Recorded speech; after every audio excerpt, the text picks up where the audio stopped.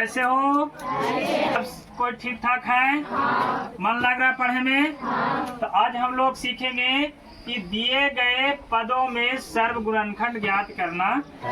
ठीक है, तो यहाँ पे देखो 3 पद दिया हुआ है। कितना? 3 सबको बारी बारी से हम लोग क्या करेंगे?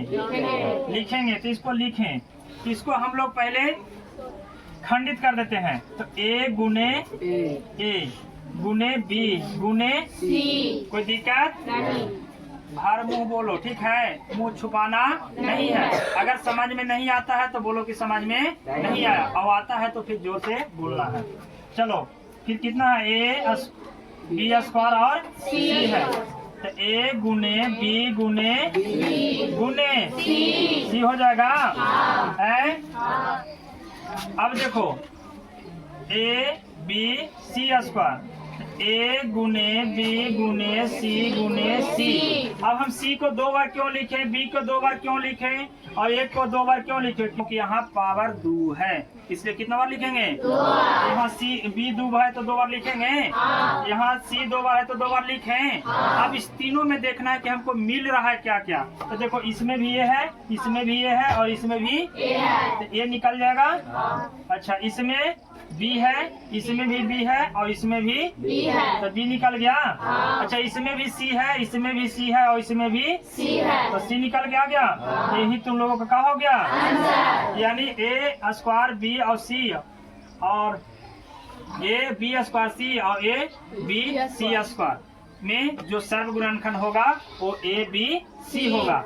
यहाँ पे देखो इसमें दिया हुआ तो 2x है, तो 2 गुने x, 3y है तो 3 गुने y, 5 z है तो कितना हो जाएगा? 5 गुने z। अब इसमें देखो कुछ मिल रहा है नहीं। जब कुछ नहीं मिलता है तो एक जरूर मिलता है, तो इसका सर्व गुणनखंड कितना हो जाएगा? आंसर कितना हो गया?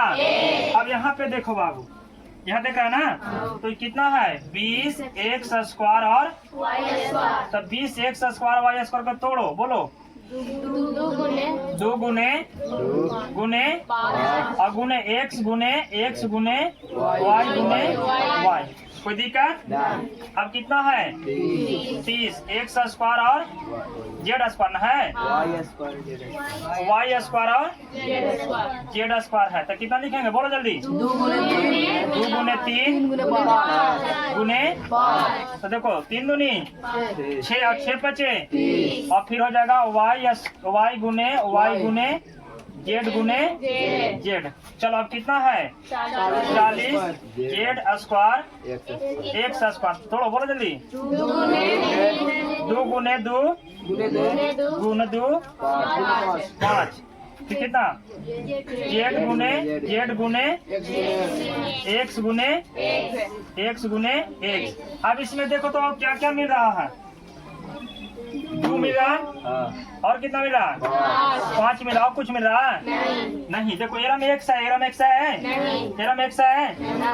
जो मिलता है वही कॉमन होता है और वही सर्व गुणनखंड होता है। तो 5 दूना 10, इसका सर्व गुणनखंड कितना हो जाएगा?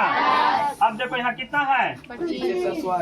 तो 25 x स्क्वायर और छोड़ो 5 गुने x गुने और गुने y गुने y।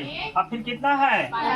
15 है। तो 15 को 15 x स्क्वायर और कितना है? तो चलो 3 गुने और x गुने और y गुने और फिर कितना हो जाएगा? z हो जाएगा। कितना हो जाएगा? तो देखो तो बाबू इसमें क्या मिल रहा है? 5 मिल रहा है तो 5 लिख दिए और कुछ मिल रहा है? x मिल रहा है और फिर x से y मिल रहा है, फिर y मिल रहा है। तब 5 x में x से गुना करेंगे तो x स्क्वायर और फिर y में y से गुना करेंगे तो यही तो लोग का क्या हो गया? सब था तो लोग का। कोई दिक्कत? सर्व गुणनखंड आ गया सबको? चलो ठीक है।